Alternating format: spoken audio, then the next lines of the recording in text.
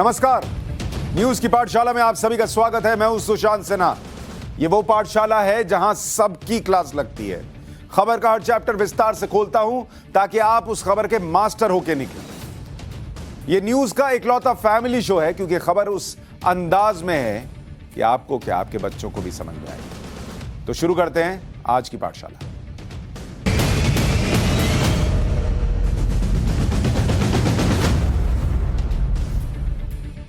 तो सबसे पहले आपको पाठशाला में आज क्या लेकर आया हूं बता देता हूं। कौन कौन सी क्लास लगेगी, किस किस की क्लास लगेगी। सबसे पहले बीजेपी से 23 करोड़ का सवाल, और यह सवाल बड़ा इंपॉर्टेंट है। 23 करोड़ कौन और क्यों, यह अभी आपको थोड़ी देर में बताऊंगा। सरकार चलाने वालों पर क्या पत्थर चलाने वाले भारी पड़ रहे हैं, वो चार्जशीट जिसका जवाब दिल्ली पुलिस को देना है। दिल्ली पुलिस ने बहुत सारी चार्जशीट दाखिल की होगी, लेकिन आज कुछ सवालों के जवाब उन्हें देने। ऑल टाइम निंदा वाली डोज कब तक खिलाई जाएगी पब्लिक को, और साथ ही आपके पैसे से देश विरोधियों की पढ़ाई कब तक होगी, इसका चैप्टर भी खोलूंगा और विस्तार से बताऊंगा। लेकिन पाठशाला में सबसे पहले सवाल बीजेपी से।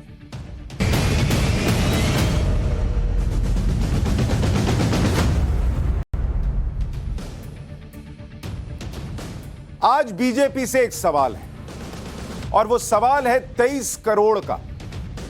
और मैं ये इसलिए कह रहा हूं कि बीजेपी को 2019 में, ये आप कहेंगे ये 23 करोड़ क्या है भाई, 23 करोड़ रुपए की बात नहीं कर रहा हूं। 2019 में बीजेपी को 23 करोड़ वोट मिले थे, और ये जो 23 करोड़ लोग थे, करीब 23 करोड़ जिन्होंने बीजेपी के लिए वोट किया था, वो आज बीजेपी से एक प्रश्न पूछ रहे हैं। क्योंकि जिन्होंने नहीं किया वो तो पूछते ही रहते हैं।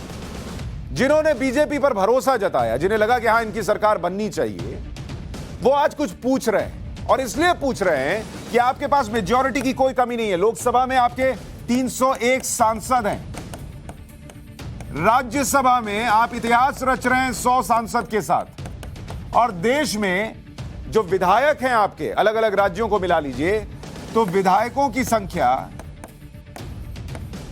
वो आपकी 1400 से पार है, 1400 प्लस है। और देश में सरकारें जो हैं आपकी वो 19 राज्यों में, 19 राज्य। ये खाका है उस बीजेपी का जिसे लोकसभा में 23 करोड़ लोगों ने वोट किया था। और वो 23 करोड़ लोग आज बीजेपी से एक सवाल पूछ रहे हैं कि क्या सरकार चलाने वालों पर देश विरोधी भारी पड़ रहे हैं, और क्यों?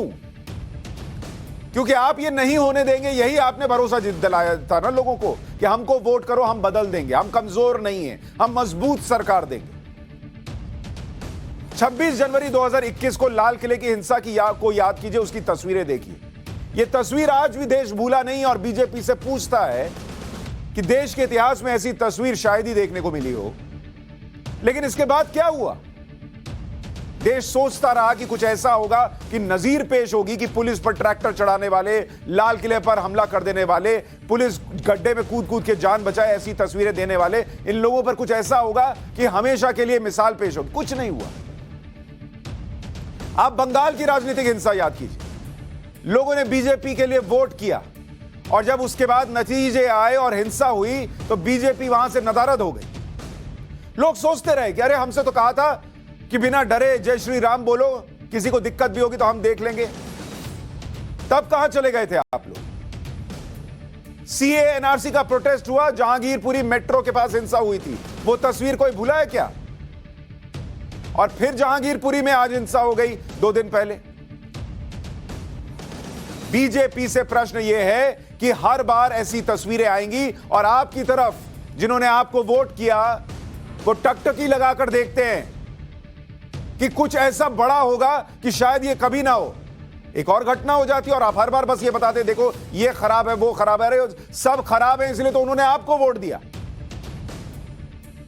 आप देखिए पिछले 3 हफ्ते से देश में सांप्रदायिक हिंसा की एक सीरीज चल रही है। सवाल यह है कि इसे कंट्रोल करने में सिस्टम फेल क्यों रहा? क्योंकि सिर्फ एक घटना नहीं हुई, 2 अप्रैल से लगातार सांप्रदायिक हिंसा हो रही है। 2 अप्रैल को हिंदू नववर्ष की शोभा यात्रा थी, राजस्थान के करौली में हिंसा हुई। वो तो फेल हुए ही। राजस्थान की सरकार तो चलिए वहां तो नहीं हुआ। 2 अप्रैल को कहां हुआ? राजस्थान में। हिंदू नववर्ष को लेकर वहां पर हिंसा हुई। उसके बाद 10 से 11 अप्रैल, 10 और 11 अप्रैल को, और ये बार बार देश में हो रहा था, अलग अलग जगहों पर। 5 राज्यों में हिंसा हुई, जिसमें बीजेपी शासित राज्य भी हैं। मध्य प्रदेश हो गया, गुजरात हो गया, बंगाल, झारखंड, कर्नाटक, 3 राज्य इस 5 में से जहां बीजेपी की सरकार है। 16 अप्रैल फिर हिंसा हुई, और इस बार हनुमान जयंती पर कहां हुई? दिल्ली के अंदर हुई, जहां पुलिस बीजेपी के पास है, केंद्र की सरकार के पास है। जहांगीरपुरी में हिंसा हुई, और इसमें 2 पैटर्न सामने आ रहे हैं। पहला पैटर्न यह है कि हिंदू त्योहारों को टारगेट किया जा रहा है, शोभा यात्राओं पर पत्थर चल रहे हैं। और दूसरा पैटर्न यह है कि सरकार चाहे विपक्ष की हो, बीजेपी की हो, कट्टरपंथियों को रोकने में सिस्टम फेल है। दिल्ली में तो सीधे पुलिस केंद्र सरकार के अंडर में है ना, फिर भी यहां कट्टरपंथियों की इतनी हिम्मत हो जाती है कि जहांगीरपुरी जाने पर 2-2 बार दिल्ली पुलिस पर पत्थर चल गए। इतनी हिम्मत कैसे हो रही है कि पुलिस जाए और उस पर पत्थर चल जाए? यह प्रश्न पूछ रहे हैं लोग कि दिल्ली में पुलिस का इकबाल कहां है, रसूख कहां है?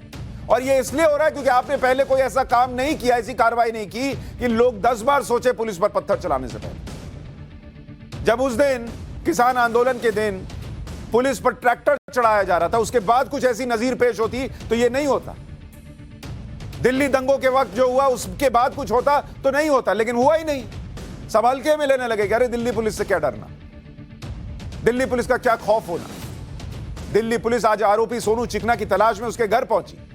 पुलिस सोनू चिकना के परिवार से पूछताछ कर रही थी, तभी पुलिस टीम पर पथराव हो गया।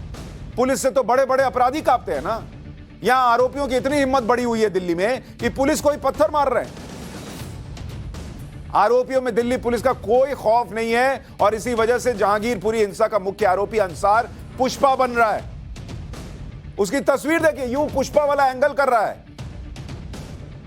अंसार को जब पेशी के लिए ले जाया जा रहा था तो पुष्पा फिल्म के हीरो की तरह स्टाइल दिखा रहा था।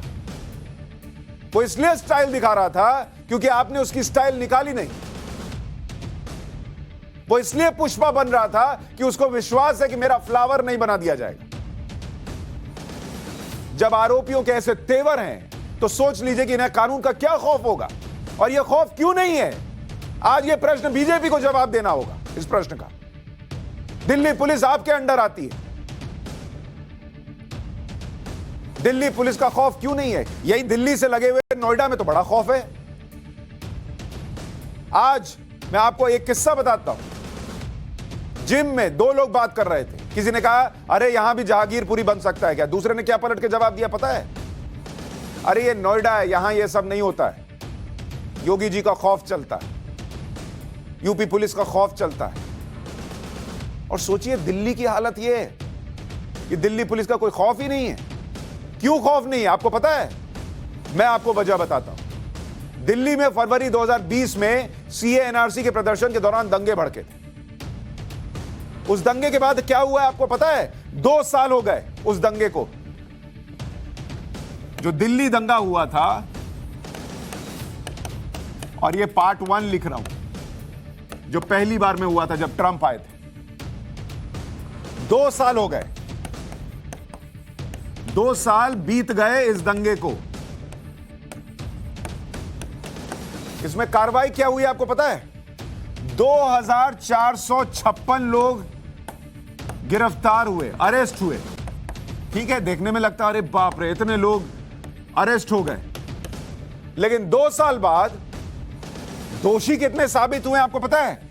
2 दोषी साबित हुए। और इस पूरे मामले में दिल्ली पुलिस को कई बार, कम से कम 10 बार कोर्ट के अंदर झाड़ पड़ चुकी है, ऐसी चार्जशीट तैयार की है। तो जब आप यह करेंगे कि 2 साल बाद भी 2 लोगों को दोषी साबित करवा पाएंगे और कोर्ट के अंदर जाकर झाड़ खाएंगे, तो कोई पुष्पा ही बन के घूमेगा बॉस। दिल्ली हिंसा के मुख्य आरोपी मोहम्मद अंसार की लाइफस्टाइल भी आपको बता देता हूं। एक एक कर अंसार की पूरी पिक्चर सामने आ रही है। इस तस्वीर से आपको अंसार की लाइफस्टाइल का थोड़ा अंदाजा लग जाएगा। मोटी चेन देखिए गले में, गोल्ड चेन पहने हुए, विक्ट्री साइन बना रहा है, उसमें 2 अंगूठी दिखा रहा है, 3 सोने की अंगूठी है, तीसरी तो नीचे है उंगली, उसमें भी सोने की अंगूठी पहन रखी है। कुछ लोग कह रहे हैं कबाड़ का काम करता है। कबाड़ का काम कर करके ये हाल है तो देश में वो सॉफ्टवेयर इंजीनियर जितने बैठे हैं वो इस्तीफा दे दे, कहीं कबाड़ी बनना ज्यादा बेहतर है। कबाड़ के काम से इतना आता है। दूसरी तस्वीर देखिए, BMW के बोनट पर पैर रखकर खड़ा है और फोटो खिंचवा रहा है, रौला चल रहा है भाई। तीसरी तस्वीर में अंसार के बाद में शराब की बोतलें दिख रही उसके पास।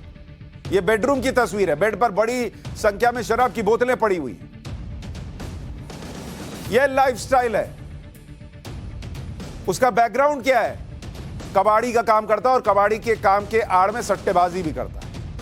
अंसार और उसका परिवार 10 से 15 साल पहले पश्चिम बंगाल से दिल्ली आया था और दिल्ली में इसने बड़ी प्रॉपर्टी बना ली। अंसार को 20 फरवरी 2009 को चाकू के साथ गिरफ्तार किया गया था। जुलाई 2018 में सरकारी कर्मचारी पर हमले के आरोप में केस दर्ज हुआ था और वो आज पुष्पा बना घूम रहा है। क्यों बना घूम रहा है ना, ये भी अभी आपको बताऊंगा। लेकिन दिल्ली पुलिस की वर्किंग स्टाइल का हाल यह है कि जिस शोभा यात्रा के पीछे पीछे पुलिस चल रही थी, जिसे शोभा यात्रा पर हुए पथराव में पुलिस वालों ने पत्थर खाए, गोली खाई, उसी शोभा यात्रा के लिए पुलिस अब कह रही है कि शोभा यात्रा को परमिशन नहीं थी और दिल्ली पुलिस ने शोभा यात्रा के आयोजकों पर केस दर्ज कर दिया है। अरे जब परमिशन नहीं थी तो शोभा यात्रा के पीछे पीछे क्या चल रहे थे? क्यों चल रहे थे पीछे पीछे? ये देखने के लिए कि देखिए जरा शोभा यात्रा कैसे निकलती है। उसी वक्त क्यों नहीं रोका कि परमिशन क्यों नहीं लियो, वापस जाओ। अब अरेस्ट कर रहे हैं आयोजकों को। विश्व हिंदू परिषद, बजरंग दल, दिल्ली प्रांत के खिलाफ एफआईआर दर्ज होने की खबर। विश्व हिंदू परिषद के जिला सेवा के प्रमुख प्रेम शर्मा को गिरफ्तार करने की बात। किस लिए? तराजू बैलेंस करना है। अरे अगर नहीं था तो कैसे निकली ये शोभा यात्रा? और एक बार नहीं, दिन में 3 बार निकली। ये दिल्ली पुलिस। दिल्ली पुलिस ने शोभा यात्रा के आयोजकों पर तो केस दर्ज कर दिया, लेकिन ओवैसी जैसे लोगों को भूल गई जो खुलेआम अफवाह फैलाने और मुसलमानों को भड़काने में लगे। ओवैसी ने कहा कि मस्जिद में झंडा लगाने की कोशिश की। दिल्ली पुलिस ने कहा था कि ऐसी कोई घटना जांच में सामने नहीं आई है। तो ओवैसी साहब को क्यों नहीं पकड़ते? पूछो कि सबूत दिखाइए, नहीं तो फिर आप पर कार्रवाई होगी। नहीं, ओवैसी पर कोई कार्रवाई नहीं होगी। ओवैसी ने कहा कि दिल्ली पुलिस एक तरफा कार्रवाई कर रही है। दिल्ली पुलिस ने शोभा यात्रा के आयोजक को भी अरेस्ट कर लिया। ओवैसी ने कहा कि अंसार ने हिंसा नहीं भड़काई, वो हिंसा कंट्रोल कर रहा था, जबकि अंसार मुख्य आरोपी है और वो इलाके का पावरफुल आदमी है, ये खुद लोग बता रहे हैं।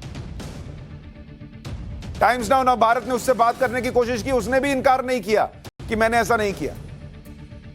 ओवैसी ने कहा कि शोभा यात्रा में भड़काऊ नारेबाजी की गई, जबकि एफआईआर में लिखा है कि अंसार ने बहस शुरू की, इसके बाद हिंसा भड़की। आज हमने एक स्टिंग ऑपरेशन किया था, किसी स्थानीय आदमी ने नहीं कहा कि वहां पर भड़काऊ नारे लगाए गए थे। लेकिन ओवैसी पर तो कोई कार्रवाई नहीं होती। ओवैसी तो देखते हैं कहां मुझे जाना है, मुसलमानों के साथ खड़ा हो जाना और फिर वोट पाना है, उनका तो काम है, लेकिन उन पर कार्रवाई नहीं हो रही। शोभा यात्रा के आयोजकों पर कार्रवाई हो। दिल्ली पुलिस का होमवर्क कितना अधूरा है, उसका सच टाइम्स नाउ भारत के स्टिंग ऑपरेशन में सामने आ गया। हमारी स्पेशल इन्वेस्टिगेशन टीम ने सीक्रेट कैमरे पर जहांगीरपुरी में रह रहे लोगों से बात की। स्टिंग ऑपरेशन में वहीं जहांगीरपुरी के एक मुस्लिम युवक ने बताया कि जहांगीरपुरी में जहां हिंसा भड़की, वहां आसपास सबके घर में लाठी, डंडे, पत्थर, बंदूक सबका इंतजाम है। सुनिए एक बार।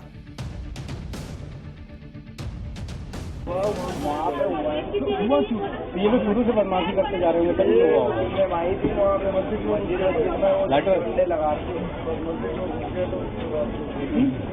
ये है ना सर, लेकिन पता बंदूक निकल गया, तलवार निकल गया, गोली चल तो ये लाए कहाँ से? यहाँ भी है, अभी यहाँ पे और इतने बड़े सब पे हथियार, सब पे A to Z। सबसे पावरफुल आदमी कौन है? पावरफुल तो बंदे हैं वही जो मैंने बोलिया वो नहीं चला। वहां का लड़का खुद बता रहा है कि जहांगीरपुरी में जिस घर में जाएगा इतने से लेके इतने तक सबके पास हथियार मिल जाएगा। दिल्ली पुलिस को नहीं पता है क्या किया दिल्ली पुलिस ने। यह लड़का खुद बताता है कि यहां एक तरफ इतना के बार पार जाइएगा तो मिनी पाकिस्तान बना हुआ है, इधर इंडिया है। यह बांट दिया इन लोगों ने। क्या किया दिल्ली पुलिस ने, क्या किया बीजेपी की सरकार ने।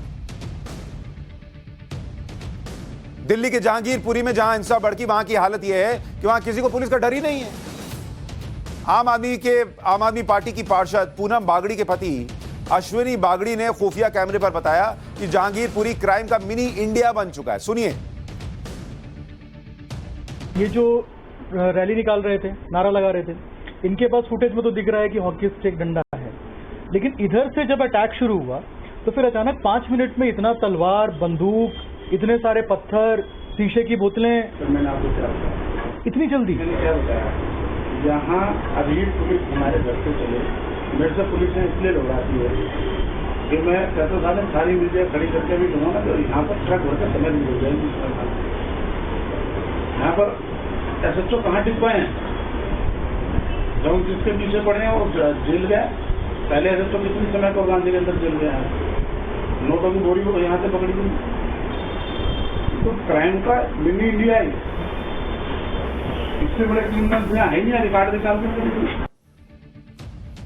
वहां के पार्षद के पति कह रहे हैं कि ट्रक भर सामान निकल आएगा तलाशी लेने जाइएगा तो। दिल्ली पुलिस को नहीं पता है। 8 साल से दिल्ली पुलिस केंद्र के अंडर में है, आपको नहीं पता है क्या किया इसको रोकने के लिए। जिन लोगों ने बीजेपी के लिए वोट किया उनको पलट के बीजेपी जवाब दे सकती है कि आपकी सुरक्षा के लिए हमने कुछ नहीं किया, वहां हथियार थे तो रहने दिया। या हर बार सिर्फ विक्टिम कार्ड आप भी खेलिएगा। आप कहते हैं विपक्ष के पास विक्टिम कार्ड है, मुसलमान के पास विक्टिम कार्ड है, बीजेपी के पास भी तो विक्टिम कार्ड है। हर बार आप लेकर चले आते हैं कि देखो सब खराब है, हम ही ठीक है, और देखो क्या हो रहा है इस देश के अंदर, इन लोगों को पहचान लो। अरे पहचान लिया सबको, तब तो आपको लोगों ने वोट दिया था। आपने वोट लेकर क्या किया? हर बार यही, दूसरा पिटे, दूसरा मार खाए, किसी का अपना पति मर जाए, किसी का बच्चा मर जाए, और आप उस पर पॉलिटिक्स करेंगे कि देखो देखो क्या हो गया। अरे देखो देखो कि आगे कुछ होगा, ये रुकेगा कब?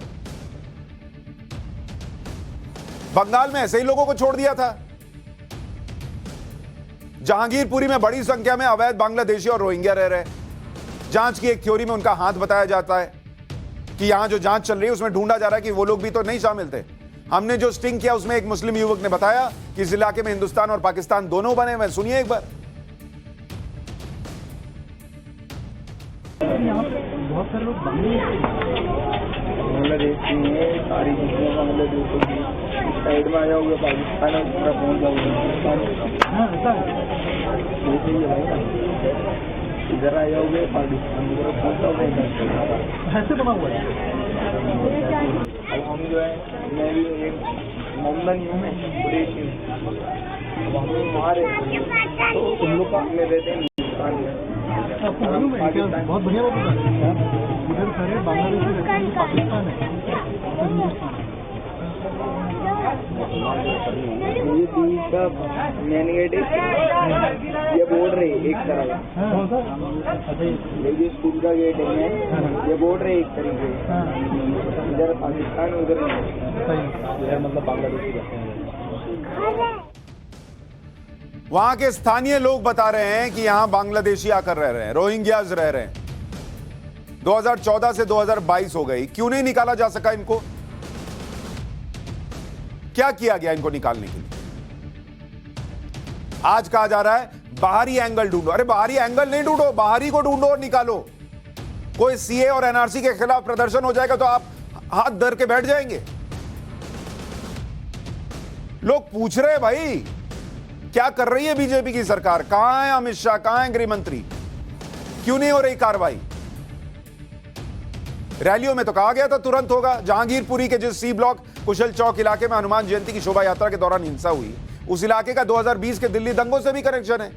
दिल्ली दंगों पर दिल्ली पुलिस की चार्जशीट में बताया गया था कि सी ब्लॉक कुशल चौक से अवैध बांग्लादेशी महिलाएं, बच्चे और पुरुषों को बसेस में भरकर शाहीन बाग ले जाया जाता था। तो शाहीन बाग तो खत्म हुए समय हो गया, उसके बाद से इनको कहां निकाला गया, क्या किया गया इन पर एक्शन? शाहीन बाग प्रोटेस्ट में शामिल करने के लिए 6 से 7 बसेस में करीब 300 अवैध बांग्लादेशी लोगों को ले जाया जाता था। जहांगीरपुरी के सी ब्लॉक ईदगाह के पास सीए एनआरसी के खिलाफ प्रोटेस्ट साइट भी शुरू की गई थी।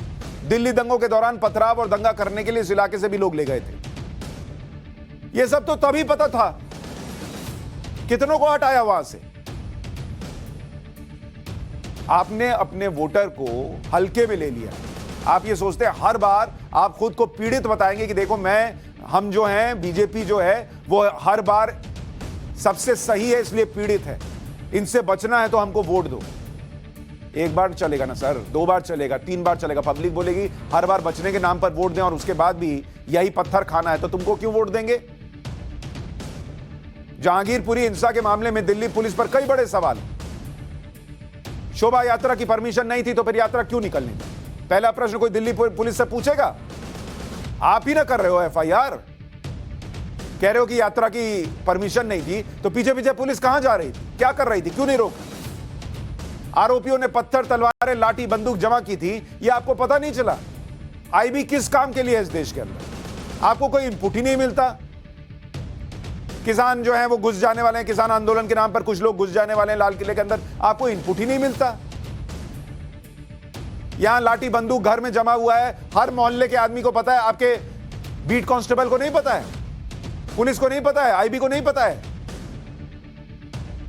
ड्रोन से निगरानी करनी चाहिए थी भाई। घरों से पत्थर चले, छतों से पत्थर चले, एक ड्रोन उड़ाने में कितना रॉकेट साइंस लगता था, कितना खर्चा आता? ड्रोन उड़ा के नहीं देखना था कि भाई देश भर में ये सब हो रहा है, हनुमान जयंती के दिन यहां से यात्रा निकलेगी, जहांगीरपुरी वैसे ही जो है वो लिस्ट में है कि भाई यहां कुछ हो सकता है। एक ड्रोन उड़ा के नहीं देखना चाहिए था कि पत्थर है कि नहीं है? संदिग्धों पर नजर रखने जैसे कदम क्यों नहीं उठाए गए? दिल्ली में अवैध बांग्लादेशी और रोहिंग्या पर कार्रवाई क्यों नहीं हुई अब तक? सबसे बड़ा सवाल तो यही है। बांग्लादेशी और रोहिंग्यास कब निकाले जाएंगे इस देश से? कब जवाब देगी बीजेपी इसका? अगर सोची समझी साजिश थी तो पुलिस का इंटेलिजेंस फेल कैसे हो गया? रामनवमी पर दूसरे हिस्सों में भड़की हिंसा के बाद भी सबक क्यों नहीं लिया गया? इन बातों का जवाब दिल्ली पुलिस देगी, और दिल्ली पुलिस जिन लोगों को रिपोर्ट करती है वो देंगे। इन सवालों के बीच राजनीति कैसे हो रही है यह भी जानना जरूरी है। देश भर में सांप्रदायिक हिंसा पर सोनिया गांधी समेत विपक्ष के नेताओं ने चिट्ठी लिखी।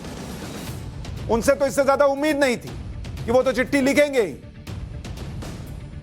लेकिन बीजेपी अध्यक्ष जेपी नड्डा ने देशवासियों को नाम जवाबी चिट्ठी लिख दी।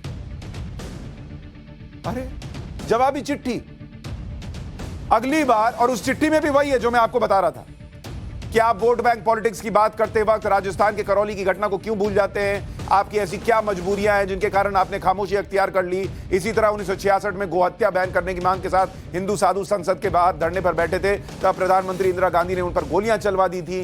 राजीव गांधी के उन शब्दों को भूल सकता है कोई जिसमें कहा गया था बड़ा पेड़ गिरता है तो धरती कांपती है, इंदिरा गांधी ने क्या किया, फलाने ने क्या किया? अरे इंदिरा गांधी, राजीव गांधी, सबका हिसाब करते करते तो लोग आपको लेकर आए। आप उनसे पूछ रहे हैं उन्होंने क्या किया, आपने क्या किया? चिट्ठी। बंगाल में लोगों पर हमला हो तो वो क्या दिखाए हमला करने वाले को? ये देखो नड्डा जी की चिट्ठी आई है। अगली बार कोई शोभा यात्रा निकले तो लोग जो है वो क्या करें? चिट्ठी लेके चले। क्या रहे हैं आप लोग? गिना रहे हैं कब हुआ, क्या हुआ, असम दंगे हुए, मुजफ्फरनगर दंगे हुए, ये चिट्ठी में लिख के बता रहे हैं। इसलिए आपको लोगों ने वोट किया था। आपको वोट किया था कि उनको लगा था कि आप मजबूत हैं, ये सब रोकेंगे। और आप पैटर्न देखिए कि कैसे इस देश के अंदर हुआ है। बीजेपी से आज प्रश्न नहीं उठ रहा। बंगाल में पोस्ट पोल वायलेंस आपने छोड़ दिया लोगों को। बीजेपी के लोग टूट टूट के चले गए ना। बंगाल आपको सजा दे रहा है। आसनसोल की सीट तृणमूल कभी नहीं जीती थी, अभी बाईपोल में जीत गई आपसे। क्योंकि वहां के लोगों का आपसे भरोसा उठ गया कि आप कभी रहेंगे ही नहीं। आपको बस ये दिखाना है कि भाई देखिए ममता बनर्जी के राज में क्या होता है। दिखा तो दिया, लेकिन उसके बाद लोगों को यह भी तो दिखाइए कि आप उनके साथ खड़े हैं कि नहीं खड़े हैं। किसान आंदोलन,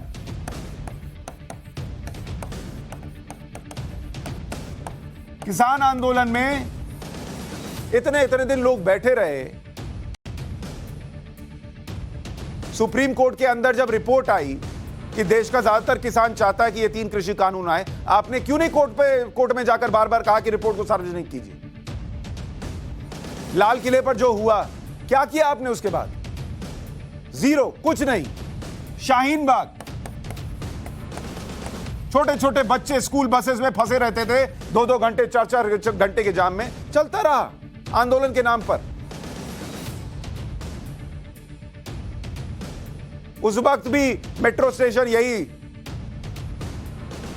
वहां पर भी दंगे हुए थे, वहां पर भी हालात बिगड़े थे। दिल्ली दंगा हुआ पार्ट 1, क्या किया आपने उसके बाद? ऐसा क्या किया दिल्ली दंगे के बाद कि दिल्ली में जो असामाजिक तत्व हैं उनके हाथ पांव फूल जाएं?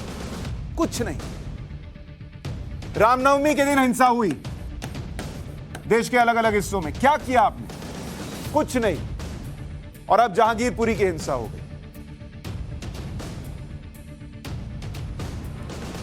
कुछ कीजिए, कुछ कीजिए इससे पहले कि लोगों का आप पर से भरोसा उड़ जाए, क्योंकि आप चुनी हुई सरकार हैं। आपको मौका ही इसलिए दिया गया है कि लोगों को आप पर भरोसा था। सिर्फ दूसरे खराब हैं ये दिखाते दिखाते दिखाते लोगों का आप पर से विश्वास उठ रहा है। देश की चुनी हुई सरकारों से, राज्य की हो कहीं की भी हो, क्योंकि हर बार हिंदू त्योहार निकल रहे हैं, हिंदू त्योहार हो रहे हैं और उनको टारगेट किया जा रहा है। सोचिएगा। अब पाठशाला में ऐसे लोगों का चैप्टर जिन्हें अक्सर भटका हुआ नौजवान बता दिया जाता है और उन्हें मासूम बताकर उनके गुनाहों से ध्यान भटकाने की कोशिश की जाती है।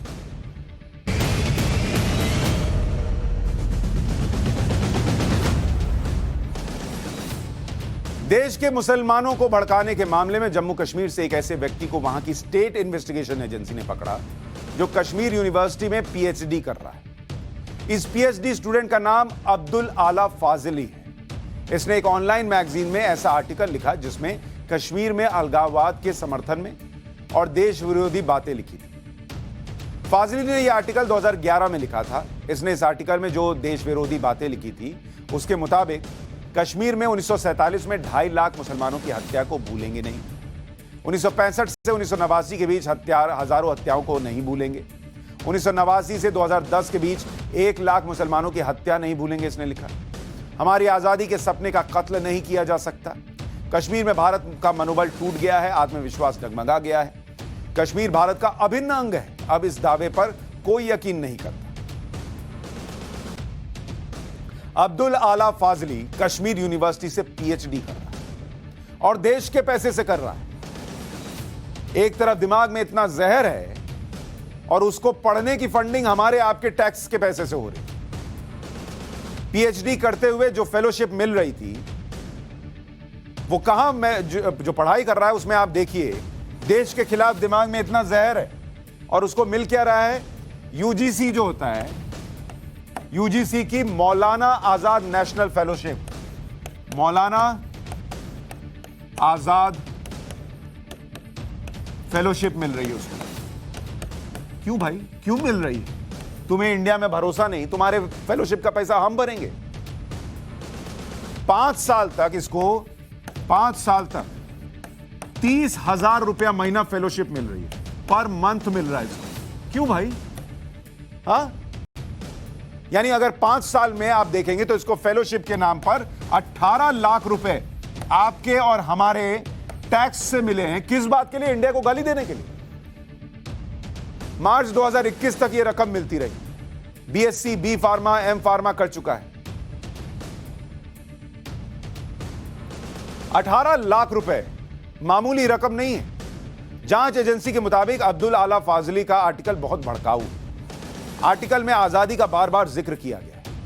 कमाल की बात है, 18 लाख यहां से लोगे और आजादी भी चाहिए। आर्टिकल की भाषा भड़काऊ है, देश विरोधी है।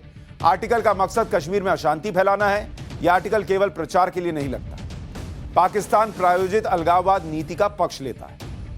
इन आरोपों के आधार पर अब्दुल फाजली को गिरफ्तार किया गया, जबकि जिस मैगजीन में उसका आर्टिकल छपा उसके एडिटर को भी अरेस्ट किया गया। अब याद करिए, गोरखपुर में मठ पर हमला करने वाला मुर्तजा अब्बासी। मुर्तजा अब्बासी ने 3 अप्रैल को गोरखनाथ मठ में हमला किया था। वो कहां का पड़ा हुआ था? IIT बॉम्बे का पड़ा हुआ था। जांच में मुर्तजा का ISIS कनेक्शन भी सामने आने की बातें हुई। अब आप जरा दोनों की तुलना कीजिए, मुर्तजा और अब्दुल फाजली की। क्या अंतर है? दोनों पढ़े लिखे हैं, लेकिन दिमाग में वही जहर भरा हुआ है। इतने कट्टर विचार और देश विरोधी सोच वाले इन युवाओं की पढ़ाई पर टैक्स पेयर्स का कितना पैसा खर्च होता है, यह आपको जानना चाहिए। ये जो मुर्तजा अब्बासी है, जो भाई साहब कटार लहरा रहे थे और हमला कर रहे थे, ये मुर्तजा, ये कहां का पड़ा हुआ है? मुर्तजा अब्बासी ये पड़ा हुआ है IIT बॉम्बे का, और इसकी पढ़ाई में जो खर्च हुआ जरा देख लीजिए। बीटेक का कोर्स किया इसने 4 साल के लिए। बीटेक 4 साल का कोर्स होता है। सालाना 9 लाख रुपए खर्च होते हैं। 9 लाख रुपए सालाना खर्च होते हैं। ऐसे में 4 साल में करीब करीब मान के चलिए जो एवरेज है वो 36 लाख से ज्यादा खर्च हुआ इस आदमी पर, जिसको देश में कटार लहरानी है। उसको 36 लाख रुपए उस पर खर्च कर दिए गए, उधर 18 लाख। क्योंकि IIT बॉम्बे को केंद्र से सालाना 652 करोड़ रुपए का फंड मिलता है। अब बताइए, 36 लाख किसी कायदे के आदमी पर खर्च हुए होते तो देश के काम आता। हथियार ही चलाना था, मुसलमानों पर अत्याचार हो रहा है या नहीं हो रहा है इसके प्रोपेगेंडे में ही फंसना था, तो IIT बॉम्बे की सीट क्यों बर्बाद की भाई? उधर अब्दुल आला फाजली कश्मीर यूनिवर्सिटी में PhD कर रहा है, वहां पढ़ाई कर रहा है, टैक्स पेयर का पैसा खर्चा कर रहा है, देश से अलग होने की बातें करता है। यहां ये भाई साहब 36 लाख रुपया खा गए देश का, कटार चला रहे हैं। 15,000 के करीब छात्र वहां कश्मीर यूनिवर्सिटी में पढ़ते हैं और एक छात्र पर सालाना 1.5 लाख रुपए का खर्च। 2016 से अब तक लगभग 9 लाख रुपए खर्च हुए होंगे। हमारे और आपके पैसे से पढ़ाई करने वाला मुर्तजा और फाजली देश के लिए कुछ करना तो दूर, देश तोड़ने और मुसलमानों को भड़काने का काम कर रहे हैं। कोई भी हिंसा हो, दंगा हो, बचाव में अक्सर यह कहा जाता है ये तो भटके हुए युवा हैं। कैसे भटक जाते हैं भाई? यही लोग भटकते हैं। दिल्ली में 2020 में एंटी CAA प्रोटेस्ट हुआ, जिसके बाद दिल्ली में दंगे हुए। पुलिस पर पिस्तौल ताने हुए युवा शाहरुख की तस्वीर वायरल हुई। बचाव में क्या कहा गया था? वो भी भटक गया। अब आप बताइए, ये भी भटका हुआ है, ये सोनू चिकना निकला है, ये भी भटका हुआ है, सब भटके हुए हैं। देश का पैसा अपनी पढ़ाई में खर्च करवाते हुए ये लोग नहीं भटकते। कौन सी फेलोशिप लेनी है, कौन सी स्कॉलरशिप लेनी है, इसमें एकदम पता है, उसमें सर्च हो जाता है। देश के काम आने की बात आती है तो उसमें भटक जाते हैं, उसमें बंदूक उठा लेते हैं। याद करिए हिजबुल कमांडर आतंकी बुरहान वानी को, जिसके एनकाउंटर के बाद कहा गया था कि वो हेडमास्टर का बेटा है, भटक गया। कहानी ढूंढ ढूंढ के लाते हैं ये लोग भाई कि हेडमास्टर का बेटा था। ये जो लिबरल्स हैं, इन्होंने देश का जितना कूड़ा और नरक किया है ना, और किसी ने नहीं किया।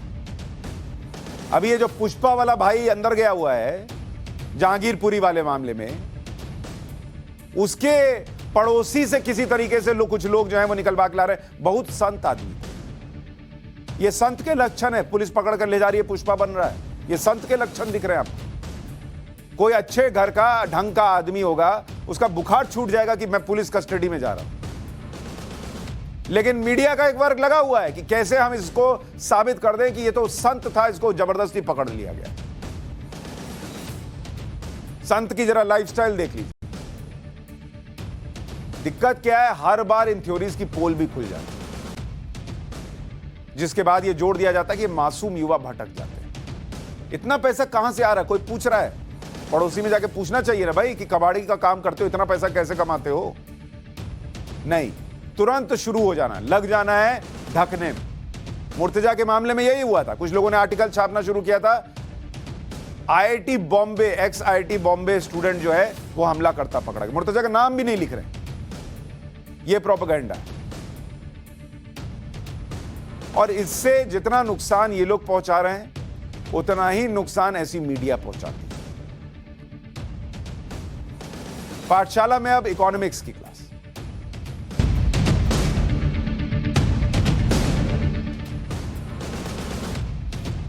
रामनवमी और हनुमान जयंती पर जिस तरह से प्लानिंग के साथ हिंसा हुई, उससे एक बात साफ है कि देश की तरक्की को डिरेल करने की कोशिश हो रही है, क्योंकि देश के तौर पर भारत एक के बाद एक बड़ी रुकावटों को दूर करता हुआ आगे बढ़ रहा है।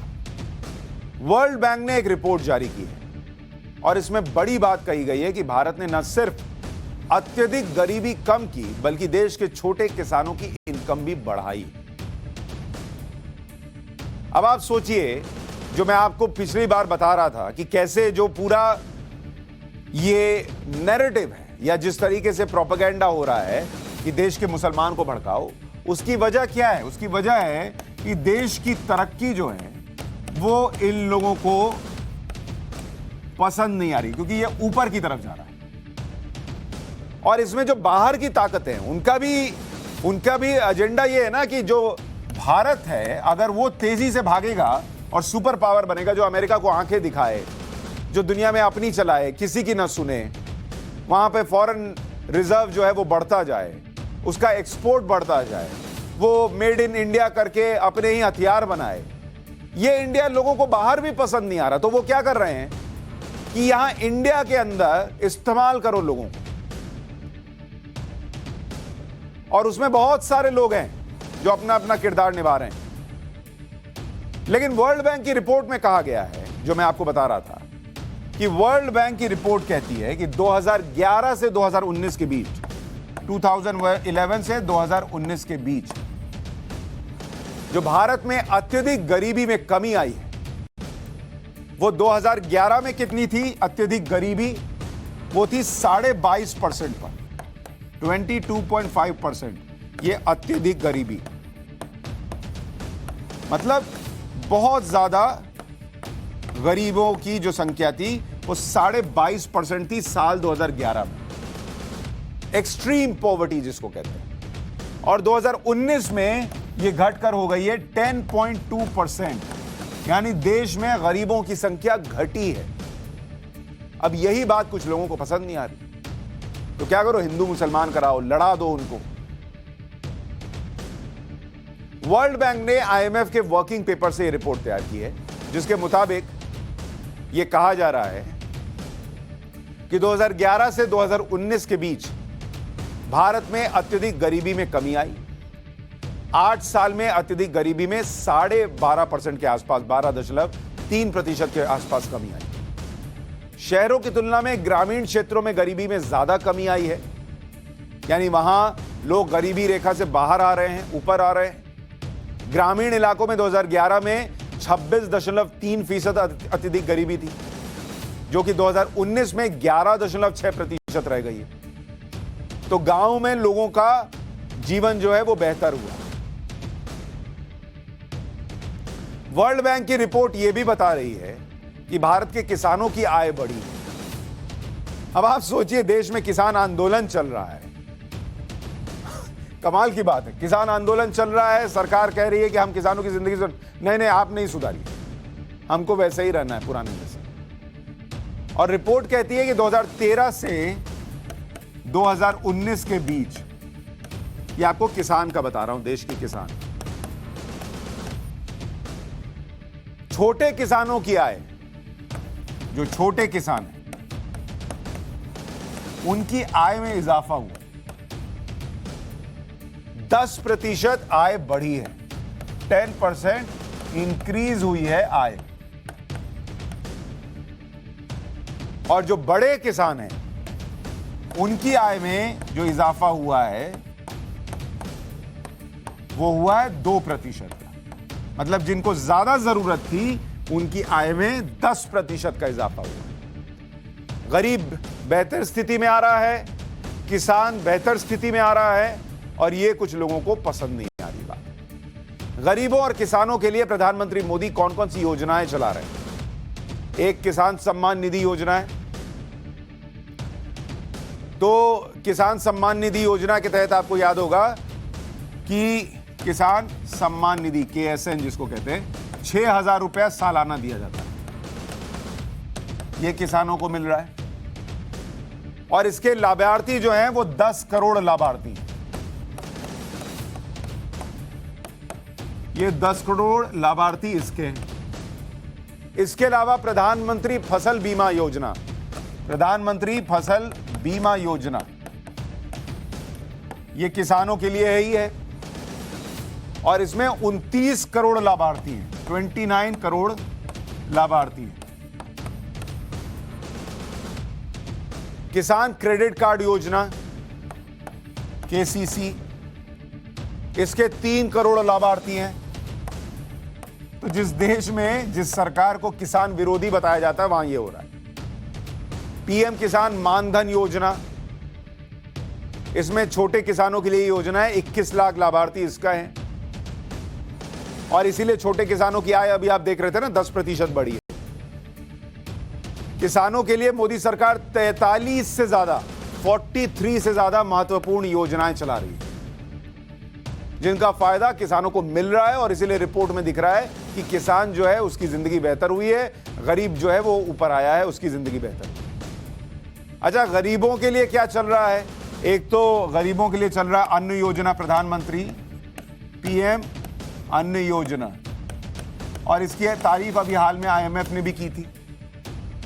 इसके 80 करोड़ लाभार्थी, 80 करोड़, 80 करोड़ लोगों को खाना मिल रहा है, और ये तब है जब दुनिया में लोग भूखमरी का शिकार हो रहे हैं, तब हमारे यहां 80 करोड़ लाभार्थियों को अन्न योजना के तहत अन्न मिल रहा है। अभी यूपी इलेक्शन के वक्त लोग बता रहे थे पकड़ पकड़ के अन्न दिया गया है इस योजना के तहत। फिर जनधन योजना है, जिसके तहत 44 करोड़ लोगों को फायदा हो रहा है। इसमें लोगों के अकाउंट खोले गए, और अकाउंट खुलने का मतलब है कि लोगों के अकाउंट में उनका जो पैसा आना चाहिए सरकारी योजना का वो सीधा पहुंचता है, बिचौलिया गायब हो गया, तो उससे लोगों की जिंदगी बेहतर हुई है। उज्ज्वला योजना, उससे भी लोगों की जिंदगी बेहतर हुई है। 9 करोड़ लाभार्थी इसके हैं। शौचालय का निर्माण किया गया, 10 करोड़ शौचालय हो गए, 10 करोड़ शौचालय। तो गरीब के पास शौचालय हुआ है, यह भी रिपोर्ट में है कि भाई उसको कम से कम शौचालय तो मिल रहा है। इसके अलावा PM आवास योजना हो गई, 54 लाख से ज्यादा लाभार्थी इसके हैं, और इसमें हिंदू मुसलमान सब है, यह भी आपको बता दूं। अटल पेंशन योजना, 3.5 करोड़ लाभार्थी उसके हैं। इंटरनेशनल मॉनेटरी फंड यानी जो IMF है, वो पहले भी PM मोदी की तारीफ कर चुका है। 2019 में भारत में अत्यधिक गरीबी 1% से कम थी। इसमें वो लोग शामिल थे जिनकी खर्च करने की क्षमता रोजाना 125 रुपए से कम हुआ करती थी। 2020 में कोरोना के दौरान भी अत्यधिक गरीबी का स्तर नहीं बढ़ा। प्रधानमंत्री गरीब कल्याण अन्न योजना अत्यधिक गरीबी के स्तर में किसी भी वृद्धि को रोकने में काफी अहम रही। कोरोना काल में लोगों की आय का जरिया छीन जाने की वजह से गरीबी में होने वाली बढ़ोतरी पर लगाम लगी। महामारी अचानक से आने वाला काफी बड़ा झटका थी, इसलिए अस्थायी तौर पर राजस्व नीति में परिवर्तन करना काफी अच्छा कदम था। तो ये सारी चीजें देश के अंदर हुई हैं जो लोगों को पसंद नहीं आ रही।